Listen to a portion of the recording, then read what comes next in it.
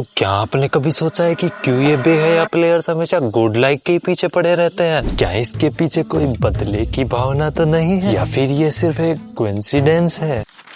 तो आइए घोंसले जैसे दिमाग का थोड़ा सा घोंसला और कर लिया जाए। तो वैसे तो गुड लाइक और टीआर की फाइट को देख के फैंस भी बोलते हैं कि जेली, लेकिन ऐसे किसी को भला बुरा बोलना तो बहुत ही बुरी बात है। तो अगर आप बोलना ही चाहो तो ऐसे भी बोल सकते हो कि जेली थोड़ा सा बहन का लोड़ा क्या?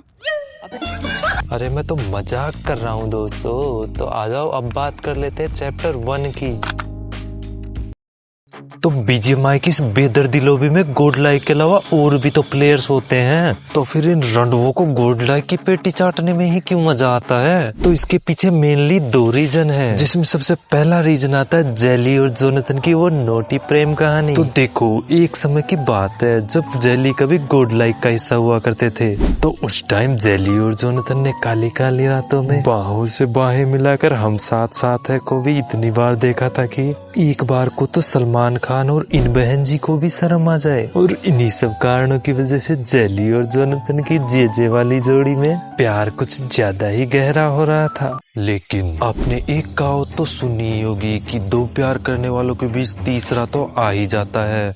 और यहाँ पे वही तीसरा आदमी था क्रोंटन हबीबुल्ला। और क्रोंटन से ये जेजे वाली जोड़ी बिल्कुल भी नहीं देखी गई।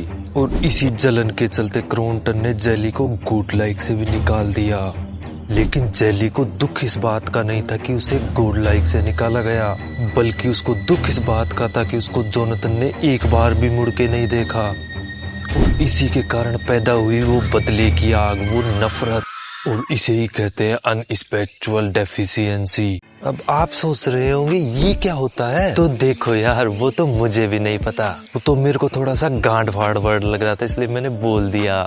तो अब बात कर लेते हैं दूसरे रीजन की। तो कल ही रात को मैंने मेरे दोस्त को दे दिया, और आप मानोगे नहीं लेकिन मैंने पूरा अंदर तक दे दिया, क्योंकि वो बहन का लंड आधी रात को फोन पे किसी से छोड़ के जाने का रीजन मांग रहा था। तो मुझे लगा कि रीजन की ज्यादा जल्दी इस बहन के लोड़े को पहले है, तो पहले इसको रीजन दे देते हैं। लेकिन रीजन देने के बाद वो ज्यादा जोर से चिल्ला रहा है और वो हमसे कुछ बोलना भी चाहता है। तो आइए सुनते हैं। तुम्हारी बहन की चोट, मैं तुम्हारी बहन छोड़ूंगा, तुम्हारी गांड मार दूंगा। खैर रीजन को तो जाने दो भाड़ में, क्योंकि यार आखिर में आपको किसी ना किसी से तो फाइट करनी ही पड़ेगी, क्योंकि बीजीएमआई को रेसिंग या रोमांस का गेम तो है नहीं। आ जाओ अब रोमांस की बारी गुड लाइक और टीआर वालों की है। तो जब आपको फाइट करनी ही है तो ये क्यों सोचना कि किससे फाइट करनी है और किससे नहीं करनी। तो सोचने वाली बात तो ये है कि टीआर से इतने बार फाइट करने के बाद भी आखिर गुड लाइक फाइट जीत क्यों नहीं पाती? क्या गुड लाइक वाले ट्रिपर्स की स्ट्रेटजी को ही नहीं समझ पा रहे, या फिर गुड लाइक वालों की गन पावर ही वीक है? तो बात करें स्ट्रेटजी समझने की, तो नूब भैया जब तक स्ट्रेटजी समझते हैं तब तक तो जेली भाई 4 बार स्ट्रेटजी बदल के 5वीं बार गुड लाइक को मार भी देते हैं। और इधर लोग बोलते रह जाते हैं कि रुको थोड़ा सब्र तो करो।